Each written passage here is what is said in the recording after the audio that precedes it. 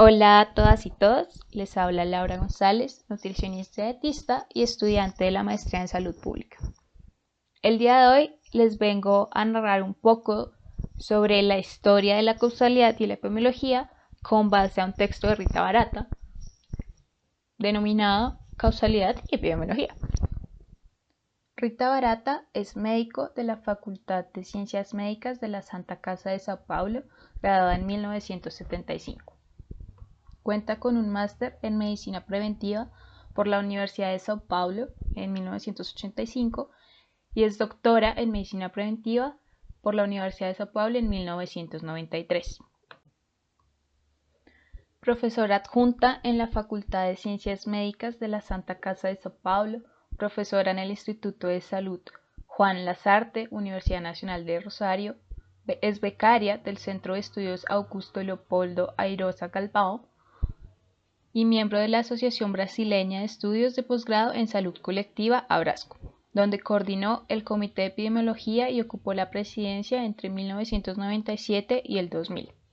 A su vez, coordinó la Asociación Internacional de Epidemiología, fue miembro de la Junta Directiva en 2014 a 2017.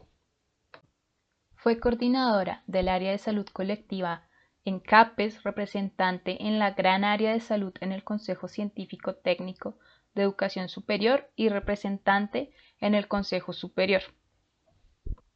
Es editora científica de la revista de Saúde Pública, tiene experiencia en el área de salud colectiva con énfasis en epidemiología, trabaja principalmente la epidemiología de enfermedades transmisibles, desigualdades sociales en salud y política científica. El tema de las desigualdades sociales en materia de salud siempre ha estado presente en la trayectoria de Rita Barata como investigadora en el campo de la epidemiología social.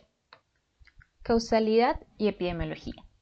Este texto se enmarca en el cuarto Congreso Argentino de Epidemiología y Atención en Salud, llevado a cabo en el año 1996 en la ciudad de Buenos Aires. Aquí la autora nos acerca al tema de la causalidad en epidemiología, la cual a finales del siglo XX presenta una crisis en el paradigma de causalidad. Para comprender este paradigma es pertinente identificar cómo se ha concebido el concepto de causalidad a lo largo de la historia y también conocer algunas raíces históricas del cómo se ha transformado a lo largo de la epidemiología como disciplina científica y el concepto de causa en su ámbito. Todas las personas nos hemos preguntado el por qué, para qué, el cómo de las cosas. Nos preguntamos cómo llegó el alimento a mi mesa, por qué subió de precio, cómo se afectaría mi salud si ya no puedo adquirirlas, hasta preguntas mucho más profundas como es la existencia del ser. Los términos claves son la causalidad como un tipo de determinismo que se observa en el estudio de hechos naturales.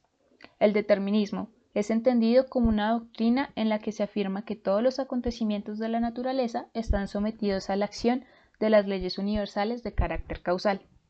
El estudio de la causalidad ha sido de gran interés a lo largo de la historia. Encontramos que en el siglo IV a.C., Aristóteles explica la determinación causal en 4 aspectos.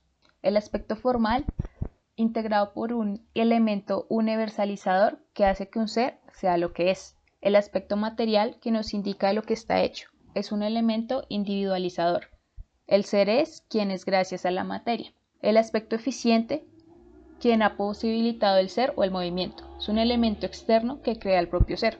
Y por último, el aspecto final, que como su nombre nos dice, nos indica cuál es el objetivo del ser. Esta causa final de por sí es la causa primera, pues determina cómo es el objeto. Con los planteamientos de Aristóteles se identifican las premisas de separación entre lo material e inmaterial, y el cuerpo y el alma, que marcarán en el futuro la comprensión de los fenómenos vitales. La causalidad de Aristóteles fue dominante en la antigüedad grecorromana y se mantuvo durante la Edad Media en el periodo comprendido entre los siglos IV y XIV y se transforma con las formulaciones teóricas de la escuela escolástica sobre la naturaleza. La principal modificación durante el predominio de la Iglesia Católica a estos postulados es la identificación de Dios como primer motor, atribuyéndole el origen y la finalidad de todos los fenómenos naturales. En el siglo XVI, Galileo Galilei modifica el pensamiento causal. la ciencia comienza a desprenderse de la filosofía y la religión como forma para explicar el mundo. Aquí Galileo sustituye la deducción lógica por la deducción matemática. La causa de todos los fenómenos naturales comienza a atribuirse al movimiento de los átomos, refiriendo que la esencia de las cosas no puede ser reconocida a través de su expresión material, por lo que su conocimiento deja de formar parte de la llamada historia natural. En la Edad Moderna, la filosofía se ve marcada por el mecanicismo, donde la realidad se describe como si fuera una máquina, cuyos componentes principales son las fuerzas y la materia, que eliminan por completo cualquier pregunta del para qué, pues los conceptos como propósito y finalidad quedan por fuera. Se conservan dos de las causas aristotélicas, la causa eficiente y la causa final, a las cuales se les dan nuevos significados. En la causa eficiente se encuentran los movimientos mecánicos y en la causa final ya se encuentra todo el campo de la metafísica. En el siglo XVII, Descartes atribuye la causalidad a tres tipos de sustancias en el universo: la extensión, propia de los cuerpos materiales, el pensamiento y Dios. Por su parte, Spinoza afirma que existe una única sustancia, la naturaleza, la cual se desdobla en diferentes fenómenos. Leibniz, al contrario de Spinoza, afirma que son múltiples sustancias, las monas, que nos van a dar el origen de la causalidad. La Ilustración del siglo XVIII alberga un conjunto de teorías sobre la causalidad que reflejan diversas combinaciones entre empirismo y racionalismo por un lado y materialismo e idealismo por el otro. Berkeley afirma que la relación causal es la asociación de sensaciones y que las causas no tienen existencia real. Dios es quien produce las regularidades en la naturaleza y es lo que permite a los hombres percibir cadenas de fenómenos. Por su parte, David Hume afirma que la noción de conexión causal entre los fenómenos se basa no en la observación de una conexión necesaria entre los acontecimientos, sino en la observación de la contigüidad entre ellos. Es decir, aquellas ideas que han vivido juntas tienden a vivir juntas. Para Kant, la causalidad como una forma de pensamiento a priori, anterior a la experiencia, inherente a la razón humana. Por eso, no se limita a la observación de los hechos empíricos ni se considera como una elaboración pura de la razón. Para Hegel, todo ser es un devenir, lo real es racional y lo racional real. Aquí, la causalidad es sustituida por la determinación de la totalidad según la ley universal de la contradicción. La comprensión de la génesis de los fenómenos requiere el conocimiento de este proceso de devenir, es decir, tanto de las reglas de constitución de la totalidad como de sus procesos de cambio. Hegel realiza así plenamente los principios de la lógica dialéctica.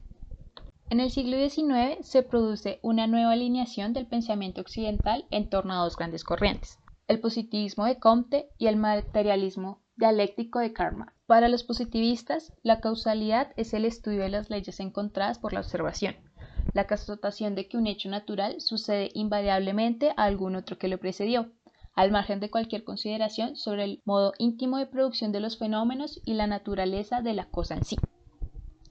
Comte renuncia a la búsqueda del origen y del destino del universo, al conocimiento de las causas íntimas de los fenómenos y se ocupa del descubrimiento de sus leyes efectivas, es decir, las relaciones invariables de sucesión y de semejanza.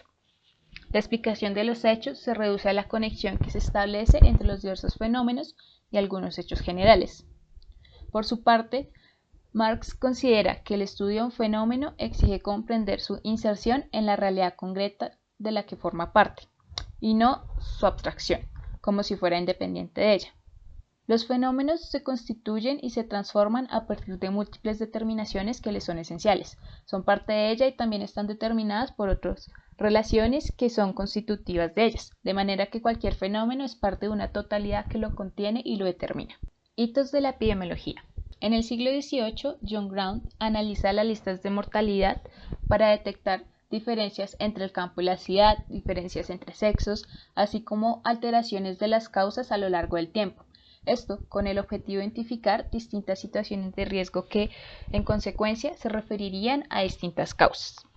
James Lind, en el estudio del escorbuto con los marineros británicos, profundizó el estudio de los hechos vitales y las enfermedades, haciendo uso de la cuantificación, clasificación y descripción detallada de los síntomas, buscando establecer los vínculos causales. En el siglo XIX ocurren 4 acontecimientos que influyeron fuertemente en la constitución de la epidemiología como una disciplina científica: el nacimiento de la clínica, el desarrollo de la bioestadística, la filosofía positivista y la medicina social. En la clínica, con los estudios en la anatomía patológica, cuya base objetiva, real e indudable apoyó la definición más precisa de las enfermedades, favoreciendo el desarrollo de los estudios epidemiológicos, ya que con esto se lograba tener un punto de partida de un problema particular de salud. Chadwick establece la medida de la mortalidad proporcional según la residencia de la población en zonas con y sin drenaje, demostrando que en las primeras tasas de mortalidad experimentaron una reducción constante entre 1811 y 1840, pero permaneció inalterada en las zonas no drenadas. John Snow, en su estudio del cólera, formula en oposición a la teoría miasmática una teoría del contagio, utilizando tasas de mortalidad calculadas para las mismas zonas geográficas, distinguiendo los hogares que recibían agua recogida por diferentes empresas en puntos del Támesis, con mayor o menor grado de contaminación. Louis Villermé investigó las condiciones físicas y morales de los trabajadores empleados en las fábricas de algodón, lana y seda, relacionando aquí la pobreza con la enfermedad. John Mill proporciona la base lógica del conocimiento epidemiológico en su origen. Afirma que toda inferencia, toda prueba y todo descubrimiento de verdades no intuitivas consisten en inducciones. Para la formulación de hipótesis en los estudios epidemiológicos, establece los cánones del sistema lógico miliano, que son métodos de concordancia, diferencia, residuo y variación concomitante que hacen parte de los análisis de la epidemiología descriptiva. El movimiento de medicina social surge en Europa por los procesos de industrialización y urbanización que fueron acompañados de un deterioro de las condiciones de vida de las clases trabajadoras. Se fundamenta en que la salud de las personas es un objeto de la responsabilidad social. Las condiciones económicas y sociales tienen importantes efectos sobre la salud y la enfermedad, y asimismo estas relaciones merecen ser investigadas científicamente, pues la salud debe promoverse y las enfermedades deben combatirse tanto con medidas sociales como médicas. Por ende, la salud y la enfermedad se consideran elementos de la estructura social. Aquí se destacan los estudios de epidemia realizados por Virchow en Alemania y los estudios sobre los trabajadores franceses relacionados por Villermé, y el clásico estudio de Engels sobre la situación de la clase obrera. A finales del siglo XIX e inicios del siglo XX, la epidemiología, la bacteriología, la virología y la inmunología se estrecharon, produciendo numerosos avances en el conocimiento y el control de las enfermedades transmisibles. Esto gracias al descubrimiento de la bacteriología, que se abrió la posibilidad de identificar causas únicas, necesarias y suficientes para las enfermedades. Aún así, estos agentes etiológicos no eran lo suficientemente claros para entender por sí solos toda la dinámica del proceso entre salud y enfermedad. Por ello, la epidemiología hace uso de la idea de multicausalidad para lograr comprender mejor los fenómenos dentro de la población. Se destaca el trabajo de Koch con sus postulados, quien trata de eliminar de las consideraciones causales la posibilidad de simples coincidencias. Estableció el orden en un ámbito en el que los descubrimientos se sucedían, mezclando hallazgos de interés médico y la identificación de saprofitos sin relevancia. A mitad del siglo XX se dio la transformación del perfil epidemiológico en las poblaciones, dado por los cambios en la estructura social y las políticas de control de enfermedades. El interés de los epidemiólogos pasó de enfermedades transmisibles a las enfermedades crónicas degenerativas. El modelo causalidad se ajustó a este conjunto de problemas, ya que faltaban agentes etiológicos específicos, pero en compensación se encontraban un conjunto relativamente amplio de factores conductuales, ambientales y de herencia familiar implicados. Este perfil epidemiológico y la progresiva ampliación del ámbito de la epidemiología favorecieron el desarrollo de una serie de estrategias de investigación y algunas técnicas de análisis de datos para comprender las relaciones entre numerosos factores. Se destaca el trabajo del Dr. Doll y Hill sobre el hábito de fumar y la incidencia de cáncer del pulmón. Este trabajo condujo a la formalización de varios postulados lógicos: la significancia estadística, la fuerza de asociación, el riesgo atribuible, la secuencia temporal, la plausibilidad biológica basada en los conocimientos de los mecanismos fisiopatológicos. Finalizando este breve recuento histórico, la doctora Barata plantea que a pesar del desarrollo técnico-metodológico en la epidemiología, no se evitó cierta perplejidad con los resultados de las investigaciones epidemiológicas dentro de la comunidad científica y el público en general. Las listas de factores de riesgo de cada enfermedad son cada vez más largas y a menudo contienen elementos contradictorios, por lo que trazar estrategias de intervención basadas en la información es una tarea difícil, con un impacto generalmente discutible. Abro comillas. La incapacidad que han demostrado los epidemiólogos para construir modelos convincentes de explicación causal coloca a la disciplina en una situación incómoda, no solo dentro de la propia comunidad científica, sino principalmente en el ámbito político de la sociedad. Cierro comillas. La respuesta a estas crisis se busca en diferentes direcciones, mediante recursos teóricos, metodológicos y técnicos.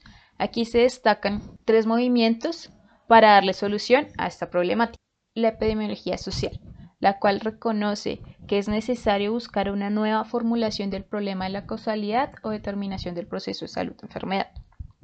Se fundamenta en el pensamiento dialéctico, el cual se construye en un proceso permanente de actualizaciones. Este conocimiento se ve como el resultado de una interacción entre la conciencia o la razón y el mundo, y no como el reflejo fiel de la realidad que los sentidos traen a la conciencia. No se da lugar para supuesta neutralidad del investigador. La reformulación del pensamiento epidemiológico bajo este punto de vista pasa por 3 fases. La primera es la denuncia y desmitificación de las explicaciones naturistas y naturalizadas de las desigualdades sociales. Se realizan una serie de estudios con el objetivo principal de demostrar la desigualdad y sus fundamentos en la propia organización social. La segunda fase es la construcción metodológica y la tercera, la maduración de la investigación. La cuestión de causalidad se plantea en la fase de construcción metodológica. Se sustituye el concepto de causalidad por el de determinación social del proceso salud-enfermedad, buscando comprender la relación dialéctica entre los determinantes que actúan en el plano general de la constitución de la sociedad y los que actúan en la dimensión singular de los perfiles patológicos de los grupos humanos. La alternativa popperiana. Algunos autores atribuyen al pensamiento de Popper como una representación a la solución de la escasez de hipótesis en una disciplina que ha dado prioridad a los aspectos metodológicos en la investigación al estimular la elaboración de generalizaciones y teorías que superen el nivel empírico, mientras que otros afirman que esta visión idealiza el trabajo del científico y lo presenta como una empresa neutra, desconectada de la práctica cotidiana, olvidando aspectos históricos, sociales y políticos que caracterizan a la sociedad donde se produce la ciencia. La biología molecular. Aquí se cuenta que no ha abolido la caja negra, sino que ha introducido más elementos en ella, haciendo que los modelos de causalidad sean aún más complejos. Siempre que la expresión de fenómenos de alteración genética dependa de la interacción con factores ambientales, este reconocimiento de asociaciones potencialmente causales estará directamente influenciado por la frecuencia de exposición a dichos factores en la población estudiada. Por ello, aunque las aportaciones de la biología molecular puedan formar el diagnóstico y permitir la identificación de asociaciones que, con los criterios anteriores, resultarían débiles, por sí mismas no resuelven los problemas de causalidad. Finalmente, se propone que la teoría de la complejidad debería ser la base para la construcción de un nuevo paradigma en epidemiología. De acuerdo con la afirmación de Almeida Filho, quien define la complejidad como el equivalente a la pluralidad de niveles o la diversidad de relaciones entre los comportamientos de un determinado objeto del modelo. Y en segundo lugar, la complejidad de un modelo puede entenderse como su naturaleza no finalista, situando la teoría de la complejidad en el marco de la lógica dialéctica. ¿Será que alguna de estas propuestas ha logrado su cometido y se ha logrado cambiar el paradigma que se encontraba en crisis a finales del siglo XX?